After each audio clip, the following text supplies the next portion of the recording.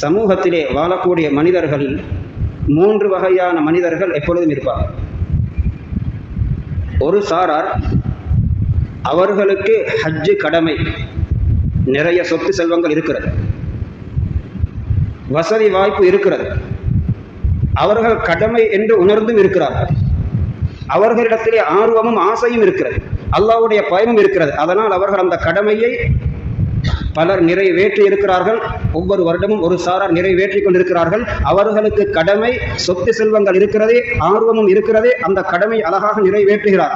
இவர்கள் பாக்கியசாலிகள், சொல்லப்பட்ட முழு சிறப்புக்கும் உடையவர்கள். இன்னும் ஒரு சாரார் இருக்கிறார்கள், அவர்களுக்கு உண்மையிலே கடமை இல்லை, அந்த அளவு அவர்களுக்கு சொத்து செல்வங்கள் இல்லை. ஃபத்துவா கேட்டால் உங்களுக்கு ஹஜ்ஜு கடமை இல்லை என்று சொல்லப்படக்கூடிய நிலையிலே உள்ளவரவர்.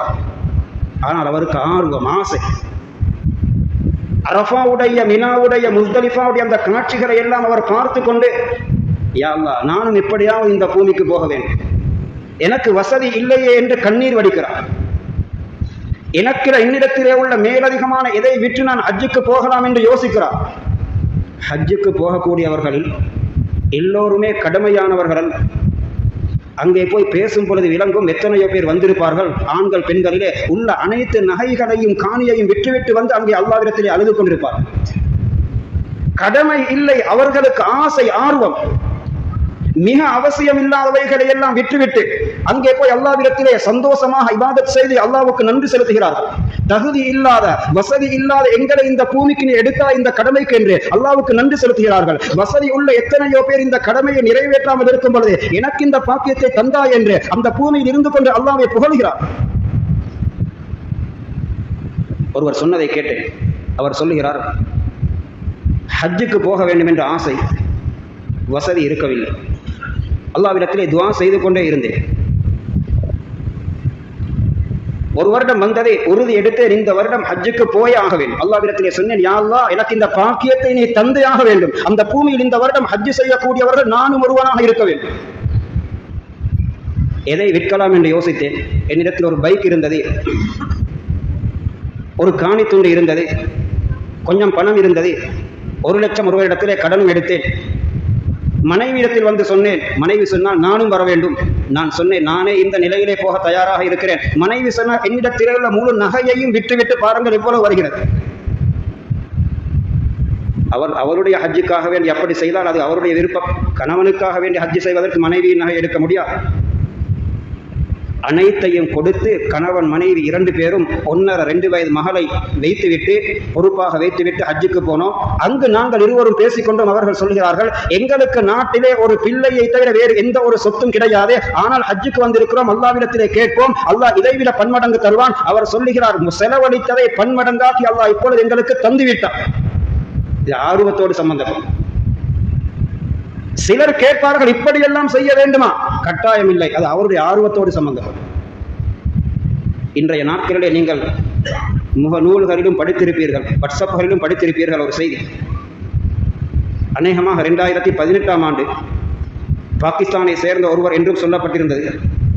43 வருடமாக ஹஜ்ஜு செய்வதற்கு பணம் சேர்த்திருக்கிறார். அவருக்குரிய ஒரு காணியை விற்று அந்த காணியிலே கூலி வேலை செய்து ஹஜ்ஜுக்கு பணம் சேர்த்திருக்கிறார். 43 வருடம் பணம் சேர்த்து அந்த அளவை எடுத்துக்கொண்டு ஹஜ்ஜுக்கு போனவர் போய் அந்த கடமையை நிறைவேற்றவில்லை. அதற்கு முன்னாடி அந்த பூமியிலே இஹ்ராமுடைய நிலையிலே மரணித்து விட்டார். எவ்வளவு பாக்கியம்! ஹதீஸிலே வருகிறது, இஹ்ராமுடைய நிலையிலே மரணிக்கக்கூடியவர்கள் கியாமத்துடைய நாளில் எல்லோருக்கும் முன்னால் லப்பைக் அல்லாஹும்ம லப்பைக் என்று தல்பியா சொன்னவர்களாக வருவார். இது ஆசையோடு சம்பந்தம். ஆர்வம் இல்லை என்றால், ஆசை இல்லை என்றால் பணம் இருந்தாலும் பாக்கியம் கிடைக்காது. பாகிஸ்தானில் இருக்கக்கூடிய மிக முக்கியமான ஒரு ஆளு மௌலானா தாரிக் ஜமீல் சாஹிப் தாமத் பரகாத்து அவர்கள் சொல்லுகிறார்கள், நான் ஒரு தடவை ஹஜ்ஜுக்கு அல்லது உம்ராவுக்கு போயிருந்தேன். கஅபாவை தவாஃப் செய்து விட்டு வெளியிலே வந்தேன். என்னுடைய ஹோட்டலுக்கு செல்வதற்காக வேண்டிய ஒரு டாக்ஸியை அழைத்தேன். அதற்குள் ஏறியதன் பின்னால் அவனிடத்தில் ஏதாவது பேசுவோம் என்று நினைத்து அவனிடத்திலே கேட்டேன், நீ எத்தனை வருடமாக இந்த இடத்திலே டாக்ஸி ஓட்டுகிறாய்? நீ எந்த ஊரை சேர்ந்தவன்? அவர் சொன்னார், நான் ஒரு 40 வருடமாக இந்த இடத்திலே நான் இந்த வேலை செய்கிறேன். நான் இந்த பக்கத்தில் தான் வாழ்கிறேன். அவர் டாக்ஸி ஓட்டக்கூடிய இடத்திலிருந்து கஅபா விளங்குகிறது. சொன்னார்கள், நான் அவனிடத்தில் ஆர்வத்தோடு கேட்டேன், சுபஹான் அல்லாஹ், நீ எவ்வளவு பாக்கியசாலி. நாங்கள் எல்லாம் பல ஆயிரக்கணக்கான மைலுக்கு அப்பால் இருந்து இந்த பூமிக்கு வந்து தவாஃப் செய்து விட்டு கடைசியாக போகும் பொழுது அழுது அழுது போவோம், திரும்பவும் இந்த காபாவை பார்ப்போமா இல்லையா? உனக்கு தொழிலே அல்லாஹ் இந்த இடத்திலே தந்திருக்கிறார், நீ எத்தனை தவாஃப் செய்திருப்பான். அவர் சொன்னாராம், இன்னும் ஒரு தவாஃபு கூட செய்யவில்லை. மௌலானா சொல்கிறார்கள், நான் அழுதேன், ஏங்கி ஏங்கி அழுதேன்.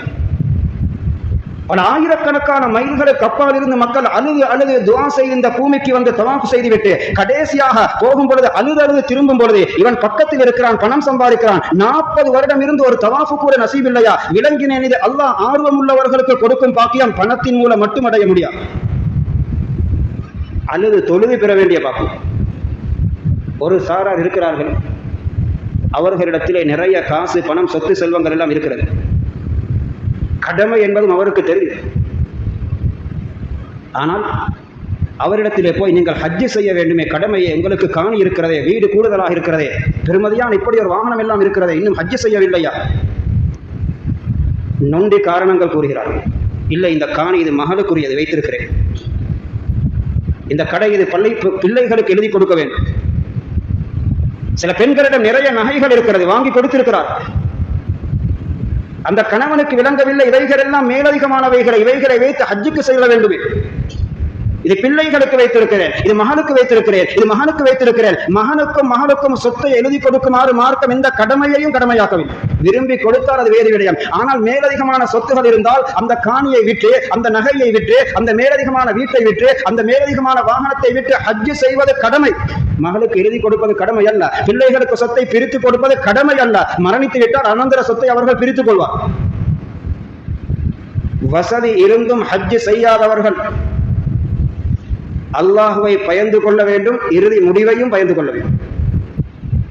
எப்படி ஹஜ்ஜு செய்தவர்களுக்கு இறுதி முடிவு சிறப்பாகும் என்ற நன்மாராயமோ, வசதி இருந்தும் ஹஜ்ஜு செய்யாதவர்களின் இறுதி முடிவின் விஷயத்திலே பயங்கரமான எச்சரிக்கைகள் வந்திருக்கிறது. அவர்கள் தன்னுடைய இறுதி முடிவு மோசமாகும் என்பதையும் பயந்து கொண்டுதான் வாழ வேண்டும்.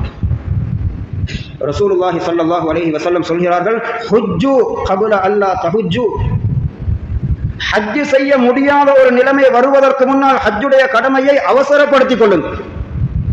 இன்று இருக்கக்கூடிய ஆரோக்கியம் அடுத்த வருடம் இருக்கலாம், இல்லாமல் இருக்கலாம். இன்று இருக்கக்கூடிய வசதி அடுத்த வருடம் இருக்கலாம், இல்லாமல் இருக்கலாம். இன்று இருக்கக்கூடிய உலகத்தினுடைய ஆரோக்கியமான நிலை அடுத்த வருடம் இருக்கலாம், இல்லாமல் இருக்கலாம். இந்த வருடத்திலே சில நிலைமைகளை கண்டு நான் பயந்தோமா இல்லையா? சிலவேளை ஹஜ்ஜுடைய கடமைக்கும் தடைகள் ஏற்பட்டு விடுமோ என்று கொரோனா காலத்தை நினைவுபடுத்தி பாருங்கள். எத்தனை பேருக்கு அந்த வருடம் ஹஜ்ஜு செய்வதற்கு சந்தர்ப்பம் கிடைத்தது? பணத்தை வைத்துக் கொண்டு சிலர் அழுது கொண்டிருந்தார்கள். போன வருடமே போக நினைத்தேன், போக கிடைக்கவில்லை. இந்த வருடம் கொரோனா இப்படி ஆகிவிட்டது, அடுத்த வருடமாவது கிடைக்குமோ தெரியாது. ஹஜ்ஜு செய்வதற்கு முடியாத ஒரு நிலை வருவதற்கு முன்னால் ஹஜ்ஜை அவசரப்படுத்திக் கொள்ளுங்கள் என்று நபி ஸல்லல்லாஹு அலைஹி வஸல்லம் மிக தெளிவாக சொன்னார். கடமையானவர்கள் முடியுமாக இருந்தால் என்னவாவது செய்து இந்த 10 நாட்களுக்குள் முடியுமாக இருந்தால் முயற்சி செய்யுங்கள். சந்தர்ப்பம் கிடைக்கவில்லை என்றால் அல்லாஹ்விடத்திலே மன்னிப்பு கேட்டு அழுதுவிட்டு இப்பொழுதிருந்தே நியத்து வைத்து தயாராகி பணத்தை ஒதுக்கிவிடுங்கள். யா அல்லாஹ், இது அடுத்த வருடம் ஹஜ்ஜுக்கு நான் ஒதுக்கிவிட்டேன், நான் இருந்தால் நான் செய்வேன், நான் மரணித்தால் எனக்கு சார்பாக மகனாவது மகளாவது யாராவது செய்யட்டும் என்று ஒதுக்கிவிடுங்கள். அப்பொழுதுதான் அவர்களுக்கு தப்பலாம். அதே நேரத்திலே சிலர் இருப்பார்கள், ஆர்வம் உள்ளவர்கள். நாம் சில வயோதிபர்களை பார்த்திருக்கிறோம், வயோதிப பெண்களை பார்த்திருக்கிறோம். அரஃபாவுடைய அந்த பயானை ரேடியோவிலே கேட்டுக்கொண்டு கண்ணீர் வடிப்பார்கள். மினாவுடைய காட்சிகளை பார்த்து கொண்டு அழுவார். அப்படிப்பட்ட எங்களுடைய மூதாதையர்கள் சிலர் ஹஜ் உம்ரா கூட செய்யாமல் மரணித்தும் இருக்கிறார். இவர்கள், இந்த ஆர்வம் உள்ளவர்கள், சந்தர்ப்பம் கிடைக்கவில்லை, கவலைப்பட வேண்டாம். இவர்களை அல்லாஹ் நாளைக்கு ஹாஜிகளோடு எழுப்புவார். அல்லாஹ்வுக்கு தேவை ஆசையும் முயற்சி. அதே நேரத்திலே ஹஜ்ஜு செய்த யாரும் சொன்னதை நாங்கள் இன்று வரையிலே கேள்விப்படவில்லை, ஹஜ்ஜுக்கு பணத்தை ஒதுக்கி லொஸ்டாகிவிட்டேன். தகுதியை விட கூடுதலாக மகளுடைய திருமணத்தை செய்ய போய் லொஸ்டாகியவர்கள் இருக்கிறார். தகுதியை விட கூடுதலான ஆடம்பரமான வீட்டை கட்ட போய் லொஸ்டாகியவர்கள் இருக்கிறார்.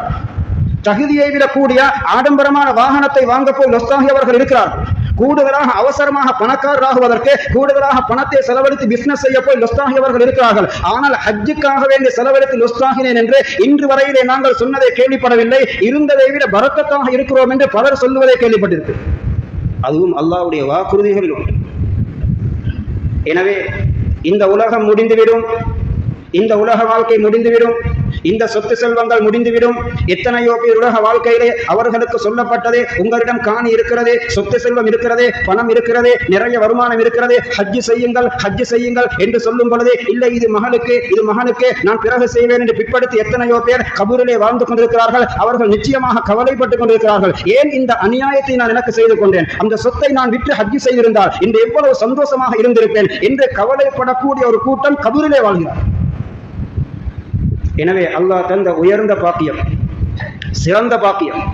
குர்ஆன் இந்த சொத்து செல்வங்களை எப்படி கூறுகிறது என்றால், இந்த ஒரே ஒரு 2 வசனங்களையும் மாத்திரம் கேட்டால் ஒரு மனிதனுக்கு விளங்கும், இந்த உலகத்திலே நான் எதற்கு இந்த சொத்துக்களை சேர்த்து அலங்கரித்து அழகு பார்க்கிறேன்.